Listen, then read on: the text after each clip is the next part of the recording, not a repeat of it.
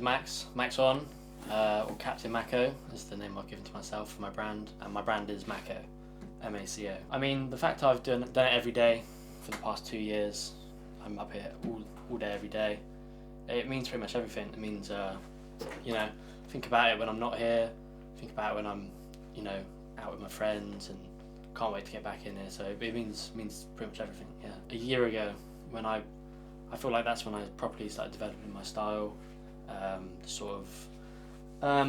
like I could probably write a list about a year ago of what makes my clothing, But before that, it was kind of just figuring it out, really.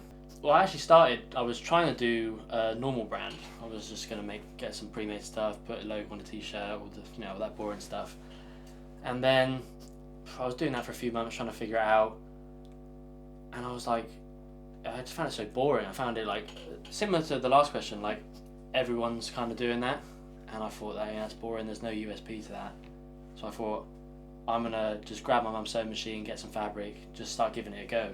And I think it's just a lot more interesting. And even if in the future I was to make a brand where there was like bulk items, it would all be channeled through the fact that I'm making these one-on-one pieces, and then they're like a lot more premium, like rare, like, yeah. That's a hard one, really, because I'm actually trying to go a bit more on the algorithm at the moment, because I've been trying to post stuff my own way, like on Instagram, and it just doesn't do well. That's really hard, actually.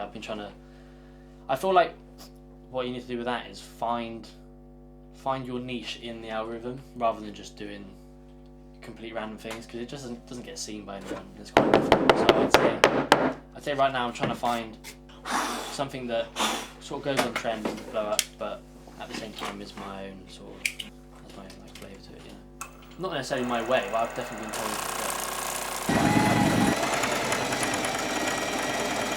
get a normal job, like this is never going to go anywhere, and you can't listen to any of that rubbish, because they're all just, working a normal job and fucking complaining about it all the time. Working a normal ass job, and they're always miserable about it. I actually had one friend that was telling me I couldn't do this the weekend and stuff because I work for myself, and like they were like, you can't be doing all that, like, and then within 10 minutes they're complaining about how shit their job was, and I was like, well, I'm not listening to you, they're rubbish. Like a lot of people concerned when I was starting it, like at school and everything, because I think I was so tunnel vision on making it happen that I wasn't focused on anything else, and I had like all my teachers being like, obviously, because they should say that, but they said like, you need to be studying, and like, you want to go to uni and all of that, but it wasn't for me, and like, I just didn't. And it worked, so it's fine, but I did have a lot of people like kind of concerned, I think, for a bit, but I don't get that anymore. Mainly, I love that I don't have to have a normal job, to be honest, because like out of the jobs I have had, I'm not cut out for it. I can't stand it. I can only last like a few months before I just feel defeated, and I think the fact that I can just make art for a living and just keep myself going based on that is incredible.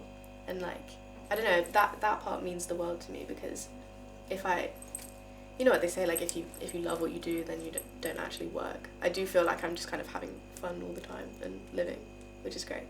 When I was getting started, I was still at school, and my teachers very much wanted me to get on with my A-levels, but I just wasn't invested in any of that whatsoever. It wasn't for me. I would be like sat in the media lab at school during a lesson, just like building a website instead of doing the assignment, and they didn't like that, but it worked out, so.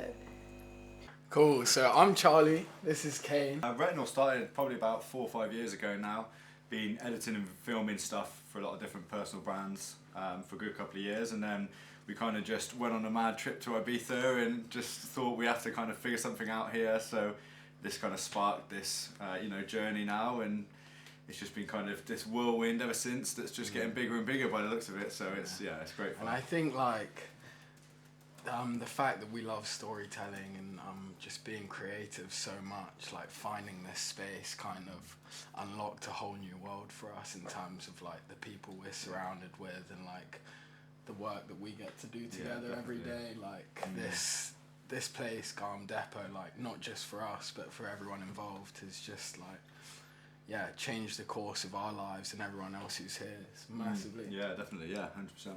Yeah, we've got some really cool guys in this store. Honestly, it's amazing. We've got some interesting people in it. Yeah, it's so cool. I mean, obviously Max and Ellie, who you've met already, you know, doing these amazing, you know, jewelry that Ellie does is just so out there and really cool. And Max, this clothing is just something that you'd see in a Ted Baker shop. You know what I mean? I think some of the linings on there, I think, are absolutely amazing.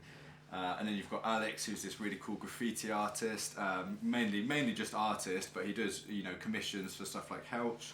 And then you've got Leon and Badio, who do all the music producing, and they get a load of different kind of music artists down there. So it's such a range. We just brought in a new guy who makes rugs. Oh yeah, custom so, like, rugs. Custom rugs, like cartoon characters, whatever you want. He does commissions as well.